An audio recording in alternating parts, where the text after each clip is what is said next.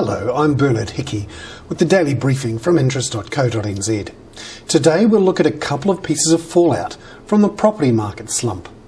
We're now seeing a sharp acceleration in rentals as property investors look to boost their yields to compensate for the end of the era of capital gains. And we'll look at the first of the likely victims from a sharp fall in the number of houses sold each month. That's the real estate agents and the mortgage brokers, who depend on a cut from each deal to survive.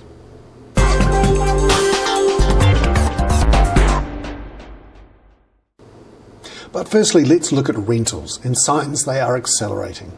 Figures compiled by Massey University showed the median rental increased 3.4% in the space of just 3 months. Over the year, the median is up 7.1%, and that's more than double the inflation rate. Some areas are seeing really big increases. Rents in Invercargill rose 18.7% in the last year, and were up 15.3% in Lower Hutt. Napier rents rose 12%. So what's happening here? House prices are dropping and the economy is slowing, but rents are rising. It just doesn't seem to make sense on the face of it. But let's delve a little deeper. In recent years, many property investors bought rental property in the hope of big capital gains. They also didn't mind making a loss from the property itself because they could use that loss to offset against their regular income and pay less tax. They assumed they'd make it all back with the capital gain. Some landlords were receiving yields as low as 2 to 3% on their properties as recently as last year.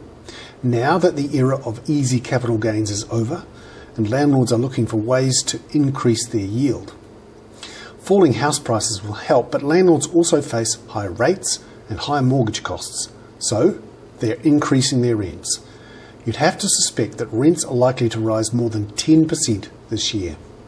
That's another piece of bad inflation news for the Reserve Bank, and is another factor meaning it's unlikely to cut official interest rates this year.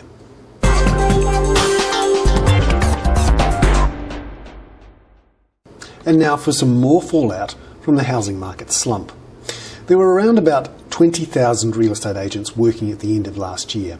That number has jumped sharply in the last few years as the housing market boomed and volumes surged. Now that volumes of home sales are down 30 to 40% each month from a year ago, you'd expect a good number of these agents to chuck it in. They rely on commissions for most of their income, so fewer sales means lower income. You'd have to expect a good 5,000 to 6,000 would leave the industry in the next couple of years. The other angle here is that mortgage brokers will also feel the pain. Most of their business is generated by real estate deals, not just people rolling over their mortgages. Most people hunting for a new mortgage are moving house or buying for the first time. These brokers also receive the bulk of their revenues in a commission on each new mortgage written, and the amount of money they get from trailing commissions is dropping. So when there's a 40% drop in the number of new mortgages written, then that will reduce their income. I'm Bernard Hickey from interest.co.nz with the daily briefing. See you on Wednesday.